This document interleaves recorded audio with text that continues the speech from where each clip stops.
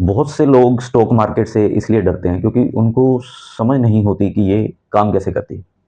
तो आज के बाद आप कभी भी कंफ्यूज नहीं होगे क्योंकि मैं एक्सप्लेन करूंगा जीरो से सारी टर्म्स स्टॉक मार्केट से जो रिलेट करती हैं। तो आज निवेश पाठशाला में मैं एक्सप्लेन कर रहा हूँ स्टॉक मार्केट और स्टॉक एक्सचेंजेस। तो स्टॉक मार्केट क्या है? स्टॉक मार्केट एक इलेक्ट्रॉनिक प्लेटफॉर्म है। यहाँ पे बायर्स और सेलर्स लिस्टेड कंपनी में ट्रेड जो है वो एग्जीक्यूट करते हैं। ये कोई फिजिकल प्लेस नहीं है, ये इलेक्ट्रॉनिक प्लेस है।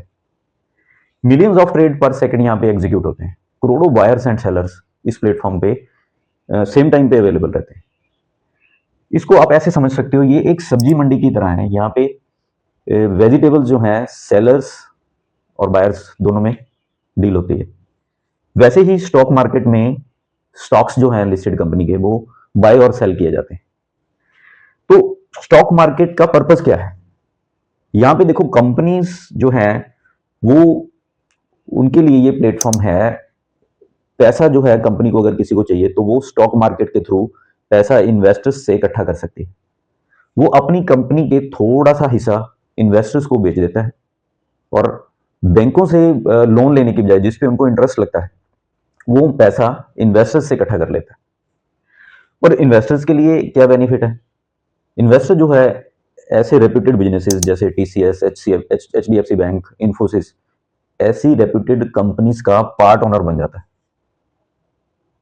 तो प्राइमरी और सेकेंडरी मार्केट ये क्या है स्टॉक मार्केट से रिलेटेड? प्राइमरी मार्केट मतलब कोई भी कंपनी फर्स्ट टाइम अपने स्टॉक्स मार्केट में लेके आती है। इनिशियल पब्लिक ऑफरिंग, आईपीओ बोलते हैं उसको। आपने मीडिया में काफी बार इस टर्म का नाम सुना होगा। तो स्टॉक्स कंपनीज मार्केट में लेके आती है, हम उन स्टॉक्स को परचेज करते हैं। इसमें पैसा सीधा कंपनी के पास जाता है। सेकेंडरी मार्केट में क्या होता है? इस कंपनी ने स्टॉक्स जो हैं इस अपने स्टॉक मार्केट में, स्टॉक एक्सचेंज में लिस्ट कर दिए। उसके बाद कंपनी का इन्वॉल्वमेंट नहीं रहता इसमें। इसमें आप और हम इन्वॉल्व हो जाते हैं। फॉर एग्जांपल जैसे एचडीएफसी बैंक का स्टॉक लिस्ट हो गया, तो उसके बाद सपोज करो आपने वो परचेज करना है और मैंने सेल करना है, तो पैसा आपसे मेरे पास आएगा। मैंने सेल किया, आपने परचेज किया, कंपनी के पास कुछ भी नहीं जाना इसके बाद। तो उसको सेकेंडरी मार्केट बोलते हैं। स्टॉक एक्सचेंज ये क्या चीज है? सब्जी मंडी की, जैसे मैंने एग्जांपल ली, सब्जी मंडी की बिल्डिंग और उसमें तरह तरह की सब्जियां, उसी तरह ही स्टॉक एक्सचेंज एक बिल्डिंग है जिसमें स्टॉक मार्केट फंक्शन करती है।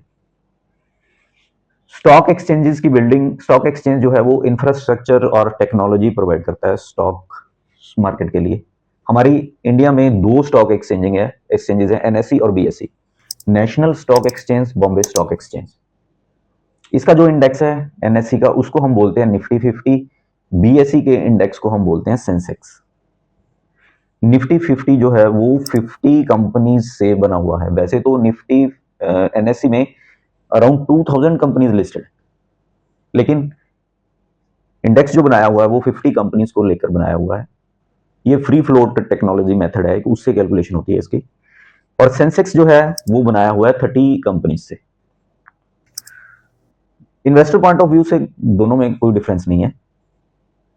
कई बार ये होता है कि एनएससी में कोई स्टॉक वो कम प्राइस पे आ रहा होता है और बीएससी में उसका प्राइस ज्यादा होता है, तो बड़े जो ब्रोकर्स है ना, वो आर्बिट्रेज कहते हैं इसको, एक स्टॉक एक्सचेंज से लेके दूसरे स्टॉक एक्सचेंज में सेल कर देते हैं। विद इन सेकेंड्स प्राइस जो है वो दोनों में लेवल हो जाता है।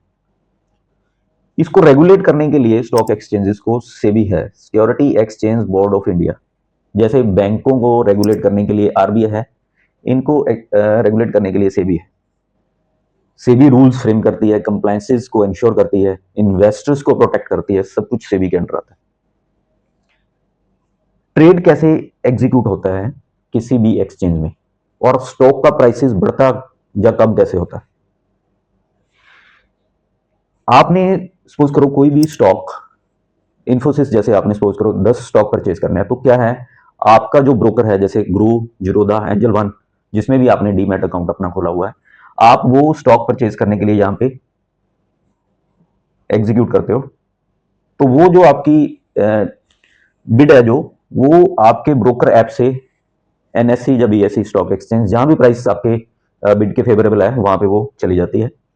वहां पे उनका जो इलेक्ट्रॉनिक मैचिंग सिस्टम है वो देखता है कोई सेलर उसी प्राइस पे बेचने के लिए है, तो वो सेलर और बायर की डील जो है वो मैच हो जाती है और वो ट्रेड एग्जीक्यूट हो जाता है। T+1 सिस्टम से ये एग्जीक्यूट होता है। टी मतलब ट्रेड आपका एग्जीक्यूट हो गया जैसे ही आपने डाला, +1 मतलब एक दिन के बाद वो स्टॉक्स आपके डीमैट अकाउंट में आएंगे। इसी तरह जो सेलर है उसके डीमैट अकाउंट से स्टॉक्स एक दिन के बाद चले जाएंगे, पैसा उसको एक दिन के बाद मिलता है। ट्रेड सेम डे एग्जीक्यूट हो जाता है अगर आपका प्राइस जो है वो फेवरेबल सेलर्स और बायर्स दोनों उस प्राइस पे है तो। टाइमिंग जो है वो स्टॉक एक्सचेंजेस की 9:15 से 3:30 तक है। सैटरडे संडे और नेशनल हॉलीडेज स्टॉक एक्सचेंजेस बंद रहती हैं। एक प्री ओपन सेशन होता है 9 बजे से लेके 9:15 तक। ये इसलिए बनाया गया है ताकि स्टॉक्स की जो प्राइसेस की मूवमेंट अब्रप्ट ना हो, वो 9 से 9:15 तक उनके प्राइसेस काफी सेटल डाउन हो जाते हैं, तो वोलाटाइल नहीं रहता स्टॉक एक्सचेंज जो स्टार्टिंग 9:15 में। तो स्टॉक के प्राइसेस कैसे मूव करते हैं, जैसे मैंने बताया आपको, आपने स्टॉक कोई भी परचेज करना है, जैसे HDFC बैंक, सपोज उसका रेट 800 चल रहा है, तो आपने सपोज करो प्राइस डाल दिया 790 पे आप लेना चाहते हो, लेकिन कोई भी सेलर इस प्लेटफॉर्म पे वो कहता है नहीं HDFC बैंक तो बहुत अच्छा परफॉर्म कर रहा है, मींस प्राइसेस की मूवमेंट कंपनी की परफॉर्मेंस पे डिपेंड करती है। वो कह रहा है कि नहीं मैंने तो 10 रुपए ऊपर डाल के बेचना है। अगर आप उस प्राइस से 10 रुपए ऊपर लेने के लिए एग्रीड हो, तो आप 10 रुपए ऊपर वो प्राइस की बिड अपनी चेंज करोगे, तो आपको 10 रुपए ऊपर वो रेट जो है उस रेट पे प्राइस शेयर मिल जाएगा, तो स्टॉक का प्राइस बढ़ जाता है उस टाइम। इसी तरह अगर डिमांड सप्लाई की गेम है, डिमांड किसी भी कंपनी के स्टॉक की ज्यादा है तो उसका प्राइस बढ़ेगा, डिमांड कम है तो उसका स्टॉक प्राइस कम होगा। डिपेंड सब कुछ कंपनी की रेपुटेशन, कंपनी की परफॉर्मेंस, कैसे काम कर रही है कंपनी, अभी आने वाला उसका टाइम क्या है, उस पर ही डिपेंड करता है। तो आज निवेश पाठशाला में स्टॉक मार्केट और स्टॉक एक्सचेंज, आने वाले वीडियोस में मैं ऑलमोस्ट जितनी भी टर्म्स स्टॉक मार्केट से रिलेटेड, इकोनॉमी से रिलेटेड हैं, वो सिंपल तरीके से समझाने की कोशिश करूंगा ताकि आपकी स्टॉक मार्केट की नॉलेज धीरे धीरे इंप्रूव हो जाए, आपके बेसिक्स, आपकी फाउंडेशन मजबूत हो जाए, ताकि आप जब स्टॉक मार्केट में इन्वेस्टमेंट करोगे तो मैक्सिमम बेनिफिट आप ले लो। तो अगर आपको ये मेरा वीडियो नॉलेजेबल लगा हो, आपको आपकी इंफॉर्मेशन, आपकी नॉलेज जो है अगर आपको लगता है बड़ी है, तो मेरे चैनल को सब्सक्राइब कीजिए, वीडियो को लाइक और शेयर जरूर कीजिए। जय हिंद।